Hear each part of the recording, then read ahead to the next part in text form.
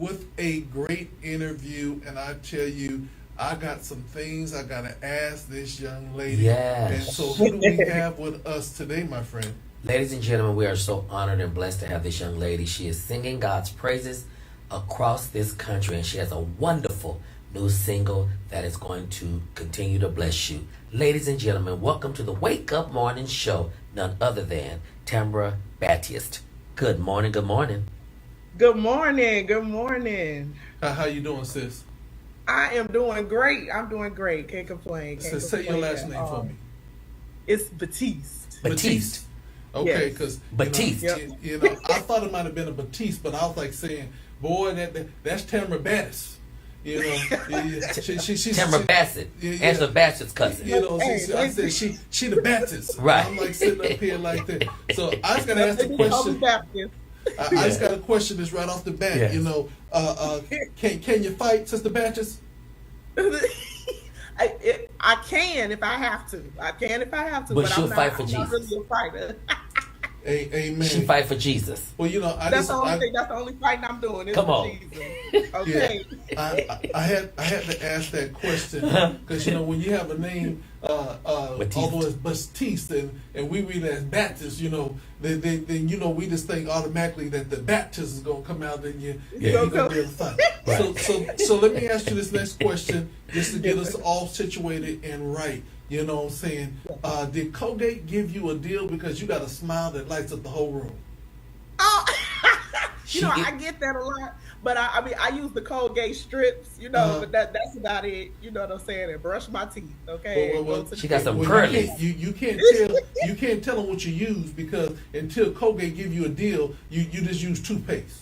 I used to. Okay, right. So I you feel what I'm use saying? toothpaste. Right. I Now- use some real nice toothpaste. Right. There you go. Right. Now, where are you So from? That's about it. Where are you from? Let's talk about your beginnings. How did you start? So I'm from Chicago, Illinois. I was born and raised in Chicago. She can fight. I came up in church. I was born and raised in church. My parents were ministers, pastors, Wait. missionaries. What part of Chicago?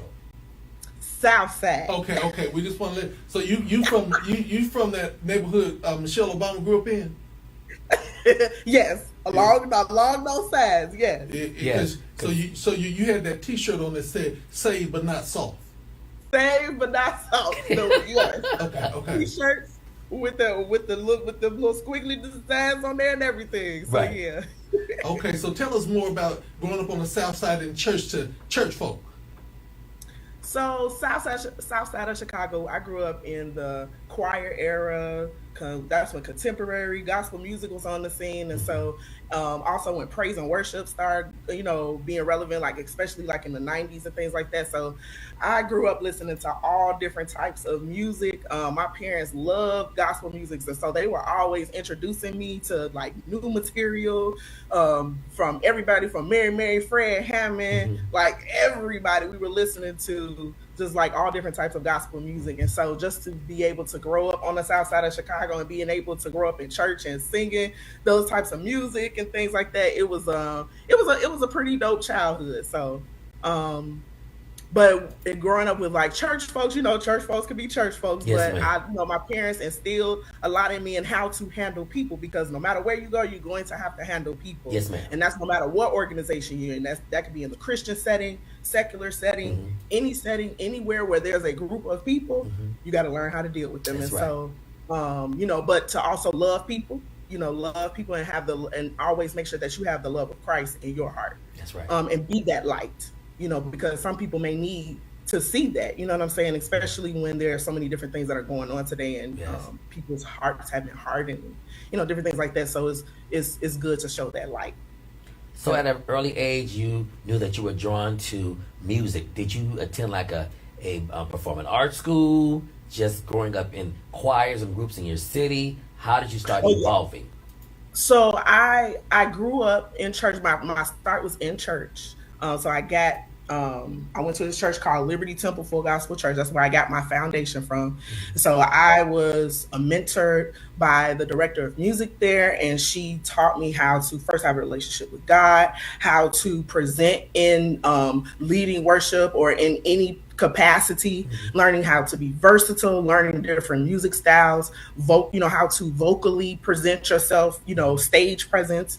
And then I went off into, I joined a community choir I think in 2003 or 2004 called New Direction. Oh yes, And so Percy Gray. there, Percy Gray. yes. The great boys, they were the ones that God used to really like cultivate that gift and really push me forward, because when I first got there, I was shy, but they was like, we're gonna work with this. You gotta sing, what I'm saying? Because it's a difference between, singing in church and being comfortable with singing those group of people and then going out of town singing for different people and ministering things like and so that's where I was platformed, so to speak. I got my start there, and I really got a chance to really open me up to learning, how gospel music scene is, and learning different things and learning from there. Wow, she says rumor has it that when you got real comfortable, you didn't even call him Percy. You just called him Baby. They said, baby, that one. No, he married. He was Uncle Percy. That's it. His wife wasn't not Uncle Baby. Because see, when I first met him, I thought it was Percy Baby, not Percy Baby. Yeah, but she's talking about Percy Gray. She's talking about Percy Gray. She's talking about Percy Gray. Percy Gray is a writer who is known for the hits behind Let Me Battle. All those Chicago Mass hits, he wrote it. Joshua's Troop, Reed's Temple Church of God in Christ. This guy has written for some of the best, and you heard something he wrote for me that you liked. Continue on, my sister, with your Chicago choir days. Oh yeah, so and so I was under Percy Gray and Gerald Gray, which is his brother.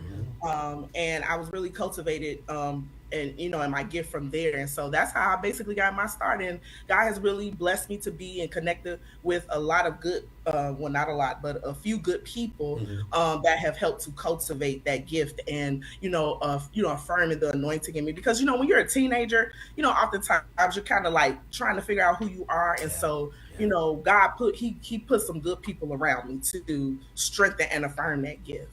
Wow. So tell me about your walk. Because every great singer has a certain walk. Oh Jesus! That when they get ready to take the microphone or get ready to minister. Oh Jesus! So could you tell me about your walk? My walk, I actually need to study that. I don't think I have a walk, but I go up to the mic and it's bam. Everybody, my nickname is Tam Bam. Everybody just be like, because I'm just gonna do. You know what I'm saying? It's no chaser, no, just boom. Here you go. Everybody, let's go. We're going to worship God. We're going to have a good time. Come on, girl. You could officially have been one of Bobby Jones's hit women. Have you ever noticed Bobby Jones sung about 3 lines? Oh, happy day. And he passed that mic. Yes. Yeah. And just pass it on. Boom. And there you go. So tell me this. How was it growing up on the South Side in church, but also being a realistic person that you was in school? What did you do at school that got, because I heard you was something else in school. Oh God, your rumors. In high school, so I was a part of the showman choir in high school. So everybody knew me as the girl, they called me it was the church girl. Any girl I could say, because I was singing in the choir or whatever. So I went to the school called Bogan High School, and it was very urban. It was very outside of what, my little circle of people I was around. And so, but my parents wanted me to go there, you know what I'm saying? Because I think they were trying to make sure that I wasn't totally sheltered. Right. So I had to experience certain things. And so I would, at first I dreaded going there, but I got a part of the choir. I decided to join the choir there, and the rest was history in there. So I was known as the church girl that could sing, and that's how I was able to meet a lot of people and everything like that. So I think that's where the balance came in, because I was in the daytime I was in school, and then at night I was in Bible study rehearsal. So it was like day and night type thing. So this is my test. If you weren't too sheltered. You know what I'm saying? Because this is what I'm getting to say is real hood. In the summertime, you would get a big pickle. And what would you put in the center of the pickle? A peppermint. Okay. A peppermint, baby. Okay. Come on. So she wasn't too sheltered. She wasn't too sheltered. That was straight hood right Right. there. A peppermint, okay. She would drive across. And We had the man on the corner that was selling them, and we would go buy it before we get on the bus stop. So Yeah. See, she would leave her, and then she would drive over with her homegirls and stuff, and she probably brought two pairs of clothes: the one she wore from home and the one she changed to when she got to school. Right, so we did have to change a lot. I did change a lot. I did have to make some changes because you got to wear different hats. But so tell me it about. Was fun. It was fun. I had a fun. Yeah. Tell me about this love song that you wrote to the young boy that you liked. Well, I didn't have to write. They just came up to me back then. Oh, all right. Because she could sing. Come up to you and ask you. They'd come up to you and ask you. Right. Okay.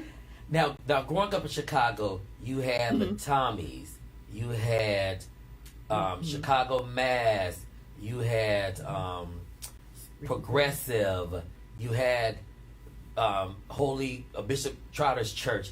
You had so many artists: Kim McFarland, Lucretia Campbell. How did you navigate being around all these phenomenal vocalists? Because Chicago is known for choirs and music, gospel especially. So I learned from afar. I gleaned. Even when I was in certain atmospheres, if people allowed me to talk to them, I would ask questions. And some of them gave really good, honest advice, wisdom. Because New Direction, we were at that time we were young. You know what I'm saying? And depending on, we were all kind of still growing in the Lord. I can't speak for everybody, but I know for myself, we were all just kind of still growing in God or whatever. And so we had to, I know during that time we had to transition from, where it wasn't about just performing, but ministering and knowing the difference between the two. You have to be anointed. You have to have a relationship with God. You can't just, come up there and just sing, because anybody can come up there and sing. Anybody can sing you down the table. Perform. But you have to know moving forward, when you're doing this as unto the Lord. Yes, it's a business, but in that business, you have to know that you have to spend time with God. You got to have a relationship with Him. You got to be in your prayer closet. Like, you gonna have to know Jesus Christ for yourself. Come on. So I think that was a pivotal point for me and for all of us, like really knowing and having that relationship with God. Because it goes beyond awards. It goes beyond any of those material things. If you're not good with God, if you're not on a sure foundation in Him, baby, you might as well, sing something else, you know what I'm saying? Or do something else, because it's so many people, that just are just doing it just for the art or for the sake of saying that they sing gospel music and not really having a heart after God. You know what I'm saying? So a relationship, and yes, we know, yes, it's a business. Yes, we're in it to, to make money or whatever that case may be. But what happens after that? What happens after the money? So so having that relationship with God, that was one of the key points that I learned from afar, or asking questions, and that was one of the key things that they were consistent in saying. Wow, she preaching. Well, you doing real good. You're doing real good right now. But I got another question to ask you. Now, yes. I went to Chicago in the wintertime, and I brought my heavy California coat, hat, scarf. I bought the heavy stuff, right? So you thought. And I tell you, that hawk hit me, and my little heavy stuff felt like a windbreaker. Did he punch? Did the hawk punch you? So my question to you is, and this is going to be a test of your Chicagoism. Do you have a fur hat and a fur coat? Yes. Because Chicago weather is like Arctic cold. It's not like, baby, it's Arctic cold. So you have to really prepare as if you're going out into the Arctic. Okay. Because Chicago they get into the negatives. Mm-hmm. So you really have to dress. You can't just have just a nice warm coat. You got to have thermal socks, double socks. You got to double up everything. So in order to be ready for the cold. Now we've had a few, for the past few years, we've had considered mild winters, but it's still been cold. It still be cold. Well, my question. But they still go to church though. My question is not because if it's They drizzle still in go to church. California, Well, the old states still go to They church. still go to church. Yeah, if it's drizzle in California, we have to take a rain day. Correct. So my question to you is simply this: How do y'all keep your fashion so tight, with also trying to stay warm? How do y'all do y'all got a special closet at the church for the unveiling? What is it? Because by the time y'all get into church, I still see the hats and everything else. Well, and where somebody outside said, "Baby, it's cold outside and it's snowing," but yet y'all look like it's summertime, and I'm still trying to figure out how the ladies still got their legs out and all that cold. Talk to me. So the plan is, so you know how musicians, they have a backpack. Yes. With the equipment and everything like that. So in Chicago, a lot of us have those extra bags that we put our stuff in. So we're gonna be warm. But then once we get to the closest bathroom in the church, that's when we're gonna change and do what we gotta do, and then put our stuff in the bag and go head on into the sanctuary. Now some people be trying to be cute. They do be trying to, so they risk it all, honey, and they still just go outside looking how they looking. So I was in New York City once and literally getting ready to go on the subway, and it was below zero. And I saw this sister come out there with a short dress on, arms out, hair She was on crack. flowing, and everything else of that nature. And I mean, she had on her little red bottoms and everything. And I'm like, Father Jesus, what type of blood does she have? And they said, and somebody said that she had on thermal lotion. And I had to go look up thermal lotion. Yeah, that's a first for me. That's a first for me. You know, when you see the football players out there in the freezing cold, they don't have no sleeves on and everything. They have thermal lotion that they put in that closes up their pores to keep the heat in. Interesting. Interesting. But I said no. I want to close up my pores. Because Yes, I was thinking the same thing. They may not open up. Jesus, not gonna be me. Not gonna be me. Because I wasn't raised that way. My mom, she wasn't having that. She was like, you need to put on hats. You need to cover your chest. Right. You gotta put on coats. So we was putting on layers. So hey, them layers stay with me. So I'll get fine once we get to the destination. But when we in that cold, it's closed. Now my question: how was it traveling with New Direction, because you guys were a Stellar nominee? I think you guys won one year, Stellar Award, and you guys traveled. Where are some of the places outside of the country that you guys traveled? And tell us about how fun it was and being with other young people doing the same thing you were doing. And then after you finish that, tell us the one place you don't want to go back to. Oh my God! So the one place I remember us traveling to was Switzerland. When we got the opportunity to go to Switzerland. And that was an amazing experience. Wow. And to be able to minister before people that may not have been familiar with the English, but they were very responsive to the music. I think that was that's when I knew that when God has his hand on you and on the lyrics that you write, it goes, it's like it can cross barriers. And people can sense the presence of God in those in the music or in the lyrics if they can comprehend it, but they don't even have to really know the lyrics. They can sense God's presence. And so how they were responsive even in the worship atmosphere of what we were doing, that was, to me, that was beyond me. I was done, to be able to see that and to see people really having a hunger and thirst after God. It's a very different experience. No shade to America, but when you go overseas, those people are hungry for God. Like they don't even care about you. I mean, I'm not to say they don't care, but they're really, you could tell they have a hunger to want to experience God. Yes.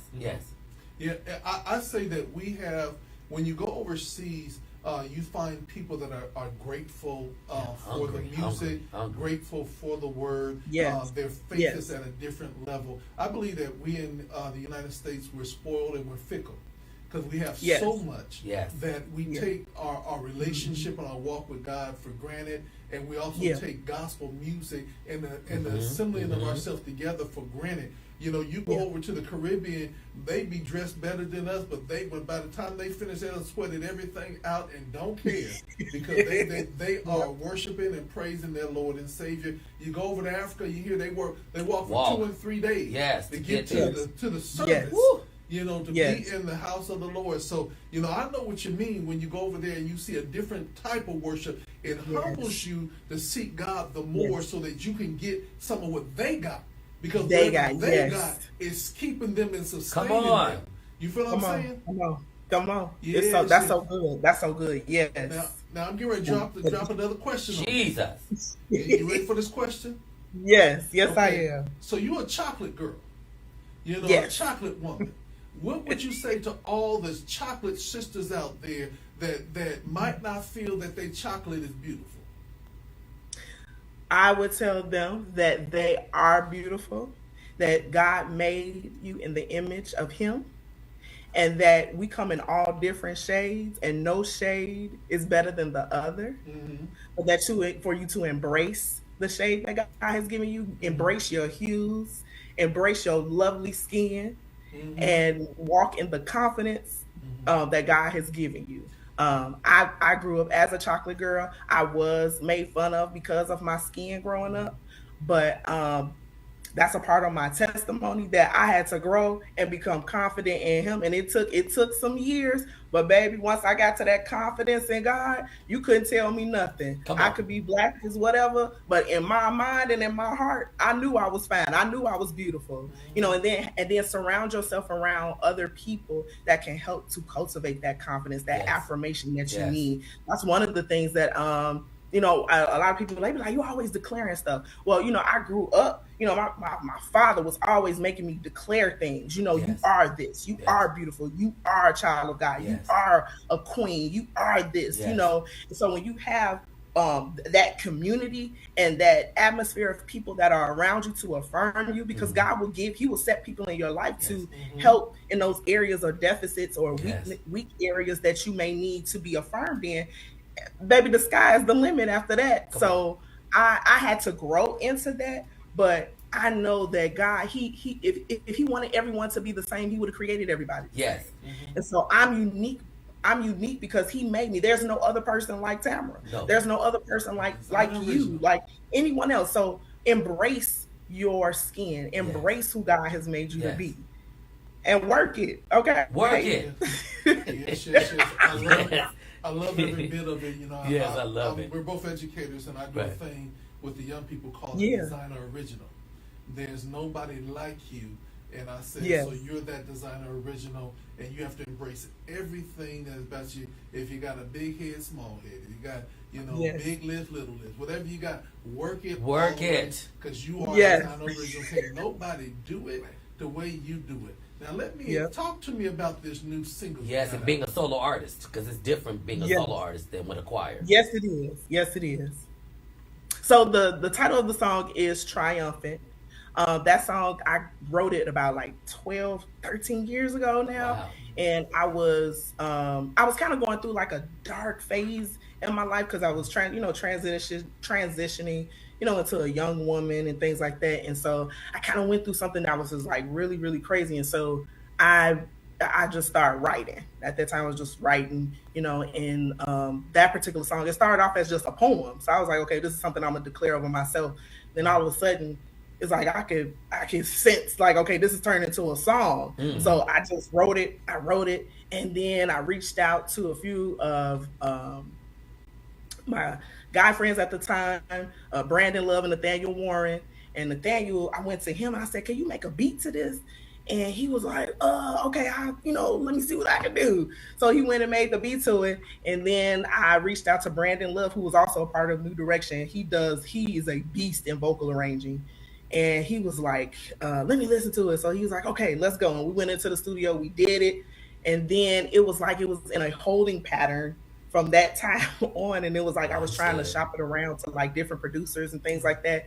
And it just wasn't connecting. So I said, okay. And so that waiting period, having to wait on God to actually get all the way to fast forward to 2021. Jesus. And I was able to connect with Todd Delaney. He had did this this segment where people that want Delaney Land music, and people that wanted to, get their music produced, they had the opportunity to do so. So I prayed about it, and I'm like, I felt the peace about it. And then after that, it was like God used them to like resurrect that thing, because I had put it on the shelf, and out of frustration, for after waiting for so long and not really knowing where to take it, because it was like my baby. I wanted it to be in good hands, and it was like God just opened up that door, and then boom, that's how it happened. And so it was just like it came out of nowhere. But now I know that God had a specific time. Yes. And sometimes we try to do things, or we try to make things happen, and I'm like, okay, this should have been out. Right.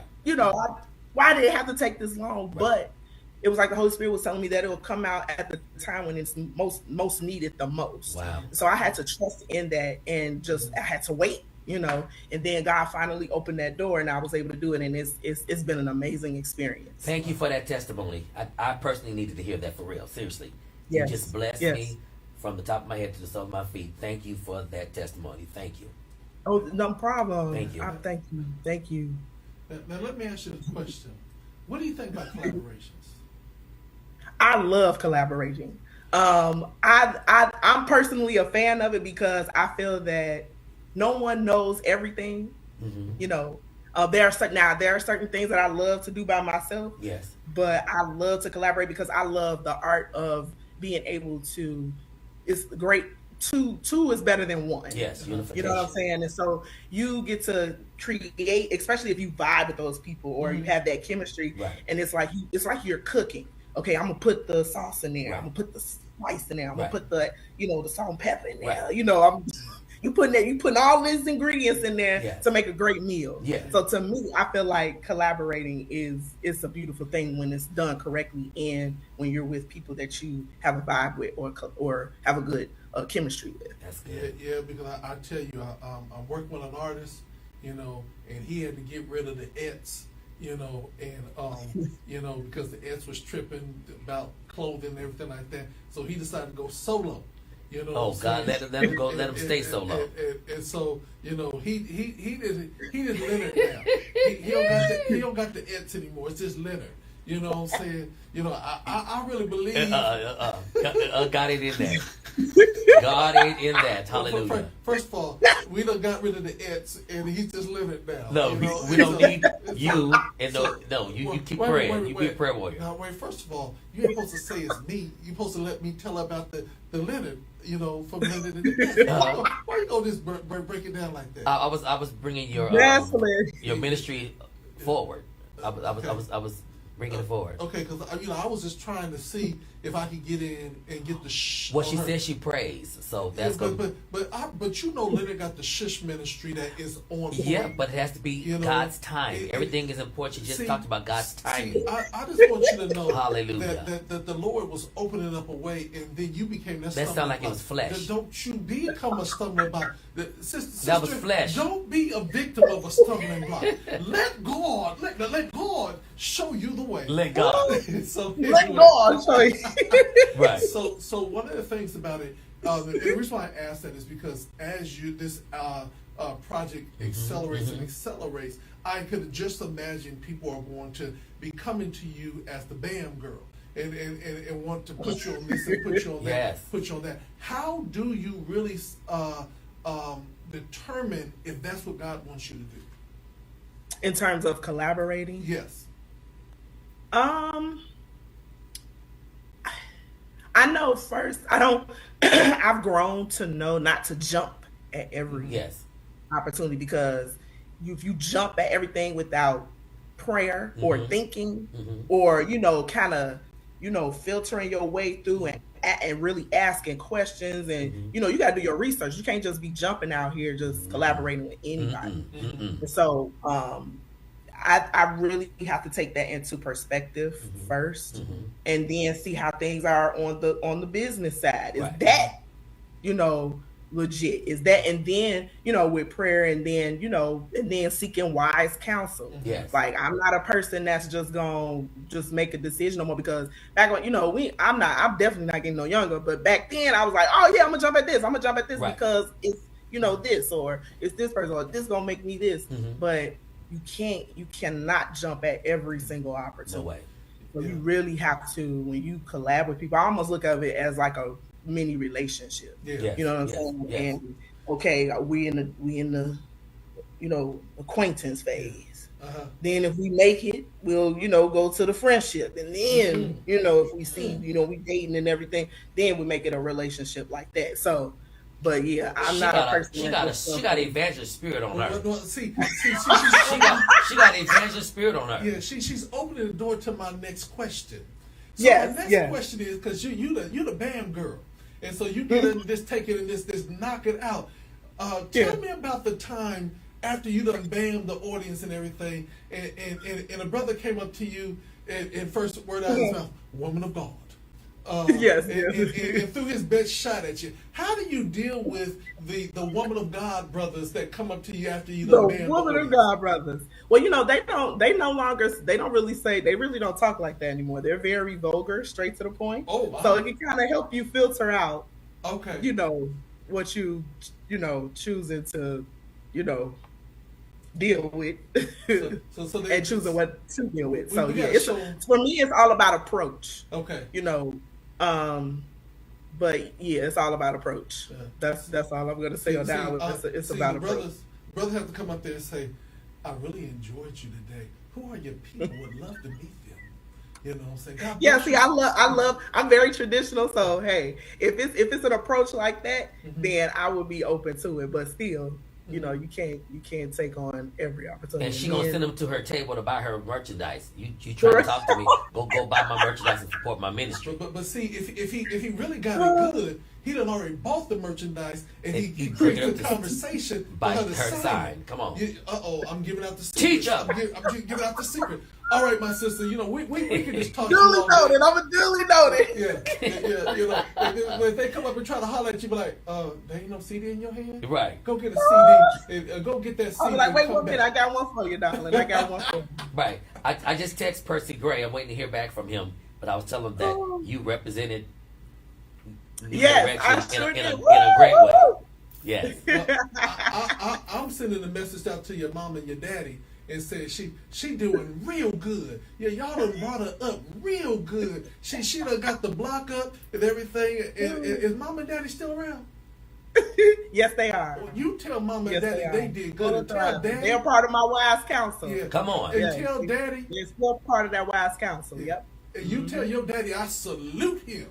And say, go on, daddy. You got you a strong black queen in the house. Tell her that I said, job well done. And then you tell your mama, say, mama, thank you for keeping her warm in the winter months, that she wasn't playing that. Right. Tell mama that we appreciate it. And when we come to Chicago, tell them that we're coming over. Right, and she gonna make sure you got all your layers on too. Yeah, that's what mama do. Wait a minute, I'm gonna come with my California winter coat on so she can take me to go get a real coat. I want a fur. That means she gonna take you and she gonna be like, nah, honey, that's not enough. Right. Let's go shopping to get you some more stuff. There you go. Yes. We appreciate sis, you. Tell us, you talked about your single. I want you to introduce it, but I want you to introduce it as if we get ready to listen to this on the Grammys. But how can people find her as well? How can people find you and reach out to you if they want to book you or whatever? So if you're looking for inquiries, you can go to my email. It's refreshingmelodies1@gmail.com. And all right, refreshing. What about your social medias? And my social media is my name, Tamera Batiest. I can spell my first name is spelled Tamara, and then my last name is spelled Batiest. So I'm on Facebook, Instagram, and TikTok. Oh, you on TikTok? She on TikTok. She on TikTok. Well, all right. And I want y'all to get this, and I want you to go on TikTok and on Instagram, and I want you to get in the reels. and I want you to sing along with her song, because that 1 minute reel is another spin for her music. So I want you to get out there. Please support. I want you to support her. And ladies and gentlemen, our new little sister, you know what I'm saying, all the way from Chi-Town. This is Triumphant. This is Tamera Batiest right here on GOD Radio 1.com.